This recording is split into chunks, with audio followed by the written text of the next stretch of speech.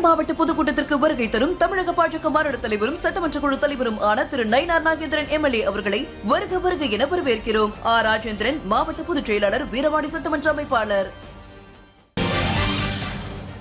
திருப்பரங்குன்றம் தீபத்தூணில் தீபம் ஏற்ற கோரி உயிரை மாய்த்துக் கொண்ட மதுரை இளைஞர் பூர்ணச்சந்திரனின் உடல் பிரேத பரிசோதனைக்கு பின்னர் குடும்பத்தினரிடம் ஒப்படைக்கப்பட்டது. கூடுதல் விவரங்களை செய்தியாளர் நாகேந்திரன் வழங்க கேட்கலாம். நாகேந்திரன், சொல்லுங்க. உயிரை மாய்த்துக் கொண்ட மதுரை இளைஞர் பூர்ணச்சந்திரனுடைய உடல் பிரேத பரிசோதனைக்கு பின்னர் குடும்பத்தினரிடம் ஒப்படைக்கப்பட்டிருக்கிறது. விவரங்கள் என்ன, விரிவா வழங்குங்க.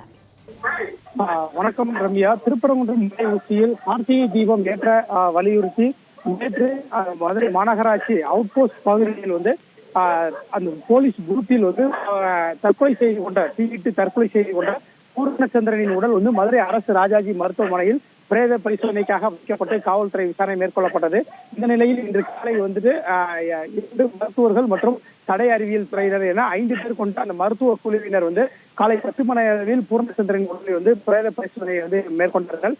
அது உயர்நீதிமன்ற உத்தரவின் அடிப்படையில் அனைத்து வழிகாட்டு முறைகளும் பின்பற்றப்பட்டது. முழுமையாக அவரது உடல் ஸ்கேன் செய்யப்பட்டு அதே போன்று எக்ஸ்ரேவும் செய்யப்பட்டு அவரது உடல் என்பது பிரேத பரிசோதனை செய்யப்பட்டது. இந்த பிரேத பரிசோதனை செய்யப்பட்டதை முழுவதுமாக வீடியோ பதிவுகளாக காட்சிப்படுத்தப்பட்டது. அதனைத் தொடர்ந்து பார்த்தோம் என்றால் அவரது உடல் என்பது தற்போது உறவினரிடம் ஒப்படைக்கப்பட்டிருக்கிறது.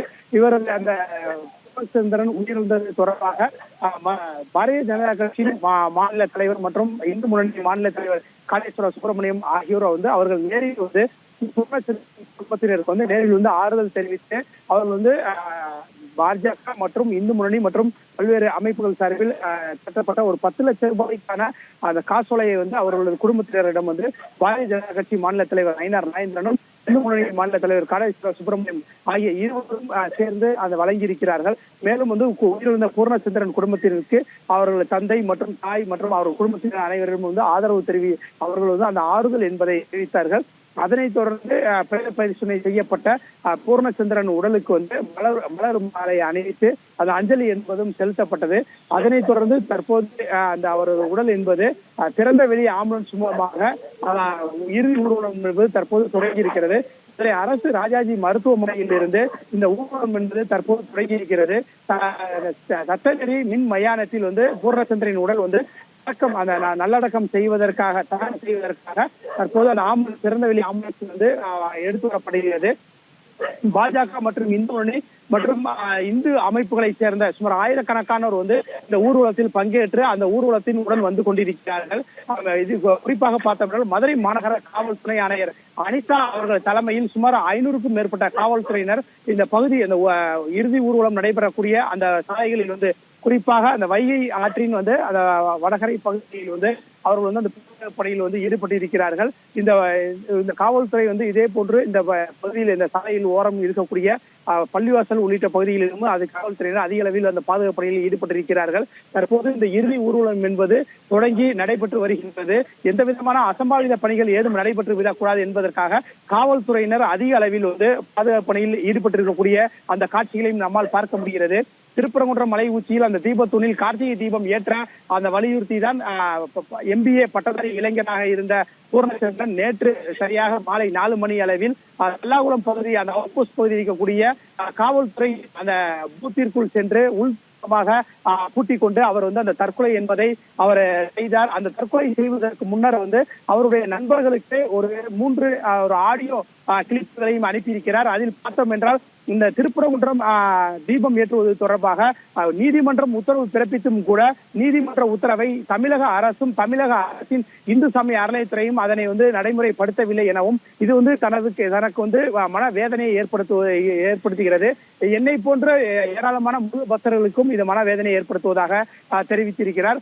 மேலும் இந்த விவகாரத்தில் மனவேதனையில் நான் தற்கொலை செய்து கொள்ள முடிவு செய்தேன். ஆனால் திருப்பரங்குன்றம் அந்த பகுதியில் நான் தற்கொலை செய்து கொண்டால் அந்த கோவிலுடைய புனிதம் பாதிக்கக்கூடும் என்ற ஒரு காரணத்திற்காக கடவுள் இல்லை என்று கூறிய பெரியார் சிலை ஆகிய நான் தற்கொலை செய்வதற்காக திட்டமிட்டு தற்கொலை செய்ய உள்ளதாக அவரது அந்த ஆடியோ பதிவின் வாயிலாக தெரிவித்திருக்கிறார். தமிழக அரசு தொடர்ந்து இந்து அந்த விரோத போக்குகளை கைவிட வேண்டும் எனவும் அடுத்து வரக்கூடிய 2026 அந்த சட்டமன்ற தேர்தலுக்கு பின்னர் புதிதாக அந்த ஆட்சி அளிக்கக்கூடிய அந்த ஆட்சியாளர்கள் அந்த திருப்பரங்குன்றம் மலை உச்சி இருக்கக்கூடிய தீபத்தூரில் கார்த்திகை தீபம் ஏற்ற வேண்டும் என அந்த அதாவது அந்த வலியுறுத்தலையும் அந்த வேண்டுகோளையும் அவர் வந்து அரசிற்கு அந்த ஆடியோ வாயிலாக தெரிவித்திருக்கிறார். இவரது அந்த தற்கொலை தொடர்பாக தற்கொலை செய்து கொண்ட தொடர்பாக பூர்ணச்சந்திரனின் மனைவி இந்துமதி கொடுத்த பாரின் அடிப்படையில் பல்லாகுளம் காவல்துறையினர் பிஎன்எக்ஸ் ஆட்சிப்படி வந்து 194 என்ற பிரிவின் கீழ் சந்தேக மரணமாக வழக்கு பதிவு செய்து அந்த விசாரணையை மேற்கொண்டார்கள்.